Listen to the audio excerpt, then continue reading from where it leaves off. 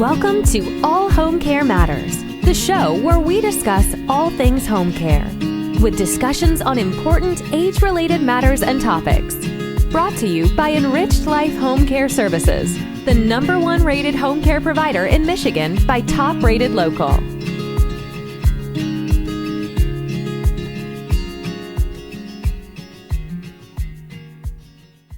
Hello, and welcome back to All Home Care Matters. If this is your first time visiting us here at the show, we want to say thank you for taking time out to be with us today. We appreciate how valuable everyone's time is, and that's why we try and make each episode here at All Home Care Matters something that hopefully matters to you. Today, we're going to be talking about having a parent move in with you and your family. First, we'll talk about how your relationship with your parent may change. Then, we'll talk about what steps you need to take to make the transition from your parent living alone to moving in with you. And finally, we'll end the episode on ways you can make the transition easier. Now, let's move on to the rest of the show. We're going to start out today's episode with one couple's story of living with an elderly parent. If you'd like to read the story for yourself, you can find the link to A Place for Mom in our show notes. Lynette and Marty Whiteman were getting used to losing sleep. After Lynette's aging mother, Mildred, moved into their New Jersey home from her retirement community, she regularly woke the couple asking for help at odd hours. To Mildred, the requests were urgent, but Marty didn't see changing light bulbs or resetting microwave clocks as tasks to crawl out of bed for. Mildred's increasing care needs and midnight knocks on the couple's door were taking a toll on the Whitemans' marriage. Tension over caregiving roles steadily increased while privacy decreased. Communication broke down and stress piled up. The Whitemans, like many adults who choose to care for aging parents, thought having Mildred in the home would not only keep her safe, but lend convenience as well. They thought it would be easier than having to travel back and forth between their home and hers. As it turned out, that wasn't the case. It was a great idea in concept, says Lynette, but we didn't know what we were getting into. Caring for Mildred at home wasn't urgent, but it seemed like a good idea to Lynette. Her mom would receive regular social interaction, and they could form a closer relationship together. Before moving in with her daughter, Mildred had grown depressed and isolated. Her late husband, Lynette's father, had been outgoing, and he kept the couple engaged in community life and social events. Without him around, Lynette was worried. What if Mildred became too lonely? What if she fell while she was alone?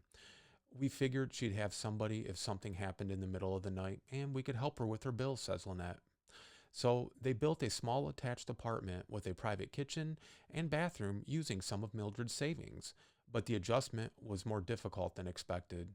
At first, Marty and Lynette had trouble accepting the constant late-night interruptions and repetitive dinners at home. It seemed like they put their lives and their marriage on hold to care for Mildred. However, the couple's situation improved after they agreed to work as a team, make adjustments, and follow a few pieces of caregiver advice. Don't be afraid to ask for help. Make time for everyone, including yourself. Accept that some things don't change. Set boundaries and acknowledge that you're doing your best in a tough situation. The Whitemans story is something more and more families are becoming familiar with as the aging population rises. This can be an extremely rewarding experience for you and your family, but it can also be extremely difficult. There are many things you need to consider when thinking about having a loved one come live with you. First, you should be prepared for how your relationship with your loved one will change once they are living with you, especially if you are providing any level of care for them. Cohabitating with a parent for the first time since childhood can be strange for both you and your parent. Next Avenue says you should avoid parent-child patterns from youth. Just because you're back living under the same roof as your parents, you don't have to share the details of your life the way you may have as a child. Laura Steinberg, a relationship therapist and psychology professor at Columbia University, cautions adult children to not seek approval for their actions and decisions. You now pay for the roof over your head and are responsible for the day-to-day routines. She says it's okay to ask a parent for help or for an opinion, but you shouldn't fall into a pattern where a parent dictates how the household should operate, or expect to be privy to every decision and detail related to the household. Parents should only offer advice when adult children ask for it, she says. Next Avenue also recommends that you don't ask for permission. Remember that even though you're a grown-up who may have grown kids of your own, to your parent, you'll always be their little boy or girl. That nostalgia can fuel parental expectations that your relationship will revert to what it was decades earlier. Steinberg says that adult children often fall into the habit of asking for permission when parents live with them. Gently assert your adult independence by setting boundaries on move in day. You can politely tell your parent that you will not be reporting in every time you leave the house or take a phone call. The goal is to establish that you're a self sufficient adult who loves their parent but has their own independent life now. Prior to your loved one moving in, you need to sit down and have a conversation with them and your family to go over the house rules and any moving logistics, like what your loved one can keep with them and what areas of the house will be reserved for them. You want to make sure everyone living in your house has access to a space just for them where they can go to be alone and have privacy. If you have a guest house, an adjoining apartment, or a room with a separate entrance, this would be the perfect place for your parent to move into, as long as their needs allow them to be in a secluded area by themselves. If you don't have this extra space, you should consider what options you do have. Do you have a guest room or a spare room they could use? Would your kids need to share a room? Do you or your parent have funds to build a place for them? Having an entire living area to themselves with a bedroom, bathroom, kitchen, and living area can help your parent maintain their independence when living with their child and can help the rest of the family keep more of their normal daily routines the same. Even with a separate living area, routines will have to change and communication will be key. Having a weekly schedule can be helpful for busy families. You don't need to tell your parent when you're going to be gone, but writing on a schedule that you will be out on Tuesday and Thursday can be a good way to let your parent and everyone else know you will be unavailable. If your parent is unable to drive or doesn't have a car of their own, a schedule can also be useful to know when they will need your assistance to get somewhere, like an appointment or a social gathering. Alert 1 says that while it may seem overwhelming at first, both you and your loved one will come to love living under the same roof again. Your parent will be there to help with things around the house so you don't have to worry when you get home from work. They can help get the kids ready for school in the morning and for bed at night. Your pets will enjoy having someone around more often, and your dog can get your loved one outside and exercising. Even if you don't need the extra babysitting, your parent can still watch the house while you get away for the weekend. They'll be there to listen and give advice when you're feeling lost. Instead of having to hang up the phone, you can end the conversation with a hug. Living with your parent, you'll be able to support and care for each other while they enjoy their golden years. After all, what else is family for? And now that we've told you some of the ways your relationship with your parent can change when they move in, let's move on to what steps you should take during this transition. Before your parent moves in with you, the AARP has a list of questions you should ask yourself. How will the move involve my spouse, children, and siblings? How will my parents' presence affect our family routine, activities, and privacy? Are there any unresolved issues between me and my parent or my spouse and my parent? Does this mean remodeling our house or adding a bedroom or a bathroom? Do I expect other family members to pitch in? Can we afford the extra expense? Should part of my parents' income go towards living expenses? Will I need to quit work or alter my schedule? Will we take my parent with us on vacation or get respite care? Are there issues such as smoking, drinking, or pets that we need to work out? Does my parent have any tendencies that bother or upset me? Can they be resolved? How will I establish boundaries? How does my parent feel about moving? And how do I feel about accepting this role? Once you have gone over these questions yourself, you should sit down with your parent and siblings to discuss things prior to the move. According to the AARP, you should talk openly about expectations, fears, finances, and any lingering issues. It may make you uneasy, but this is a prime time to work it out or readjust your thinking.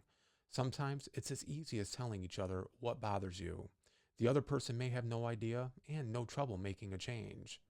Next Avenue also suggests that you should seek outside counseling to help with the transition. Having a parent age to the point where you are now essentially the parent can be very powerful and difficult to navigate and trigger a range of emotions, says Sarah Sedlick, a licensed marriage and family therapist in Los Angeles. You may experience unexpected anger, sadness, dread, or guilt in this situation, which can be overwhelming. Sedlick also says that there may also be relief or joy to have your parent close to you. Typically, there is a mix of emotions which can add to the confusion. Without properly addressing these feelings or at least being aware of them, you may experience excess stress that can show up in other areas of your life, including personal or professional relationships, work performance, or even physical health. Your family may also benefit from a session or two of group therapy. During this time, anyone can bring any grievances or issues they foresee to the rest of the family, and have a moderator there to ensure everyone is given a fair amount of time to speak and be heard. If group therapy isn't for you and your family, you can also hold a family meeting on your own and have everyone come prepared with written questions and concerns to discuss. Make sure to include your parent too. If needed, you can have a few sessions, one with your children, one with your siblings, one with your parent, and then one with everyone all together. Breaking into smaller groups can also be beneficial if anyone has any issues they want to bring to your attention without talking to the entire family at once, as that can be intimidating. After you've met with your family and talked about your loved one moving in with you, you will need to take a look at your current living arrangements and see what all will need to change before your parent moves in. Alert 1 recommends answering the following questions to see what sort of improvements will need to be made to your home. Do grab bars need to be installed in the bathroom? Does furniture need to be rearranged to make more space for walking? Do all of the lights work? Do you have night lights in bathrooms and along hallways? Does your yard have hazards like uneven pavement or overgrown vines? Before your loved one moves in, you also need to go over their care needs and discuss your boundaries. A place for mom says that maybe you're comfortable cooking and doing laundry, but are not as comfortable bathing your parent or helping them use the bathroom. If you are not able to provide such care, you should look into professional home care options or assisted living. If your parent doesn't need care when they move in, you should also discuss what you would do if and when they may need care in the future. Would that role fall to you, or would you hire outside help? Once you have established what level of care your loved one needs and who will be doing what, it's time to work on organizing your house and possibly donating items you won't have space for.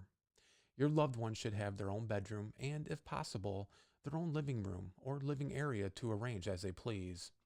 It can be stressful to merge belongings together without a plan, so try to create a clear map and write down where everything will go. Make sure your parent knows beforehand how much space they will have for their belongings. It's important to remember that your loved one is downsizing to move in with you, so why not do the same for them? Use this time to go through and donate things you don't use or need. This will help free up space for your loved one's belongings, and they will feel better knowing they are not alone in having to let go of things. Once you have the space for your loved one and you have talked about care options, it's time for them to move in. Make sure to keep a positive outlook during this time. It will help ease the transition on your parent, and after all, it should be a positive time. You get to spend more time with your parent and develop an entirely new relationship with them. Once your parent has settled into their new living space, you can all begin to get comfortable in the new normal. Alert 1 tells us that having someone move in causes a disruption in everyday activity. If grandma is active and mobile, add her to the household chore list. She can help out with preparing meals, doing dishes, gardening, and walking the dog. Don't expect her to do any heavy lifting though. You'll still need to take out the trash and clean out the gutters. Once your loved one is accustomed to living with you, you can go over your list of household chores and find the best way to divide them up. You can also revisit this list and make changes as needed. While your loved one is living with you, you should both be able to come to one another and talk about what it is or isn't working at any time and make any necessary changes. While we hope your experience living with your loved one once again goes smoothly, we also want to prepare you for the possibility that it won't work out. According to Aging Care, caregiver guilt can be a significant obstacle for many, regardless of the specifics of your living situation.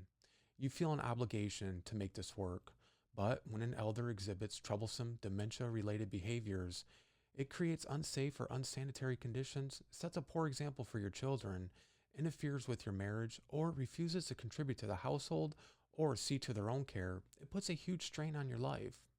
If you're feeling trapped caring for elderly parents in a situation that you cannot escape, it's time to let go of the guilt and make other arrangements. It is a time to acknowledge that you did your best and explore other elder care options. These might consist of an adult daycare or professional in-home care for respite, or moving your loved one into assisted living, memory care, or a nursing home. In order to avoid caregiver guilt, an unhappy relationship, a tense household, and an overall bad experience, it's important to make sure you follow the steps we have talked about today. And always remember to take care of yourself and reach out when you need some help. And so far, we've talked about how your relationships can change when a parent moves in and what transition steps you should take. But before we close for today, let's talk a little bit about how you can make the transition easier for your loved one. According to the AARP, your parent may struggle getting acclimated to a new living arrangement and neighborhood. You can be of assistance by helping them locate the local pharmacy, bank, faith community, recreation center, and other services they may use. If your parent is interested in independent daytime activities, you can visit a nearby senior center for information on classes and programs. If your parent requires more intensive care, assess adult daycare centers that provide rehab, meals, counseling, and therapeutic activities. If you are providing full-time care in your home, look into respite or companion services to give you a break and help your parent expand his or her social circle. And if your loved one is moving from a different area, they may need your help keeping in contact with their friends. If your parent isn't technologically savvy, you can help them set up a video call a few times a month to catch up with their friends. If you help them with their technical difficulties, you should also consider yourself being prepared to help their friends as they need it as well. If your loved one is interested in learning more about using technology, you can help them find a technology class at a senior center or library that's geared towards seniors. If you're interested in learning about how you can use technology as a caregiver, you can also check out our episode, Technology Tips for Caregivers. You can find it on our website, our YouTube channel, or wherever you listen to your podcast. We hope this episode helps you prepare for living with your loved one again. Following the steps and tips we've listed today should help you navigate this time, but don't hesitate to reach out to your support group whenever you need. There will be hard times, just like there are when you're living with anyone else. But be patient, be kind, and have fun. Enjoy getting to spend this extra time with your loved one. We want to say thank you for joining us here at All Home Care Matters. All Home Care Matters is here for you and to help families as they navigate these long-term care issues. We invite you to please visit us at allhomecarematters.com, where there's a private, secure, fillable form where you can give us feedback, show ideas, or if you have questions.